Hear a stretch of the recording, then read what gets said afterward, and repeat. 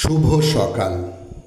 আজ 30শে আষাঢ় 1432, ইংরাজি 15ই জুলাই 2025।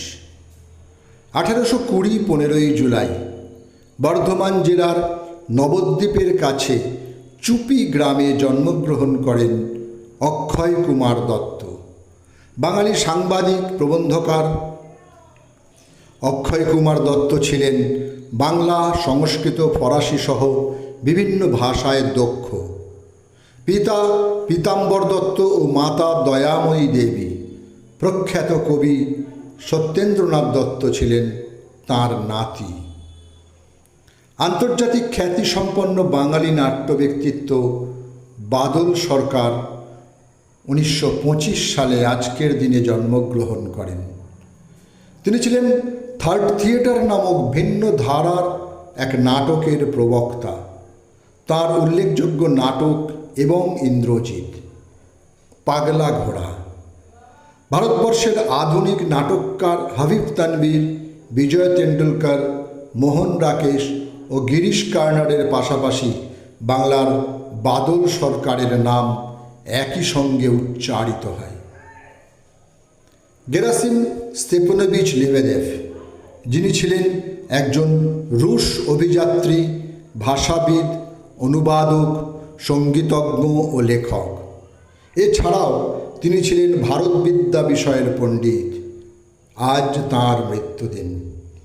1817 সালে আজকের দিনে তিনি পরলোক গমন করেন।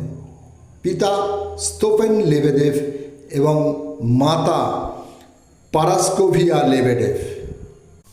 27শে নভেম্বর 1795 বাংলায় প্রথম প্রসেনিয়াম থিয়েটার হয় 25 নম্বর ডোমতলায়, বর্তমানে যা এজরা স্ট্রিট।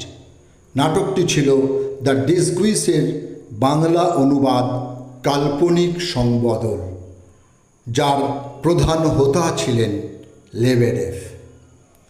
যুক্তপ্রদেশের শঙ্কাপুর তালুকের তালুকদার ও 19 শতকের ভারতে ইয়াং বেঙ্গল গোষ্ঠীর অন্যতম নেতা ছিলেন রাজা দক্ষিণারঞ্জন মুখোপাধ্যায়। 1878 সালে আজকের দিনে লখনৌতে তিনি শেষ নিঃশ্বাস ত্যাগ করেন। তাঁর পৈতৃক নিবাস ছিল উত্তর 24 পরগনার ভাটপাড়ায়।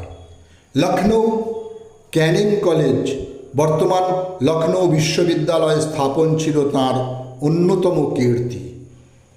1904 আজকের দিনে জার্মানির বার্ডেন ভাইলারে শেষ নিঃশ্বাস ত্যাগ করেন নাটককার আন্তন চেকভ।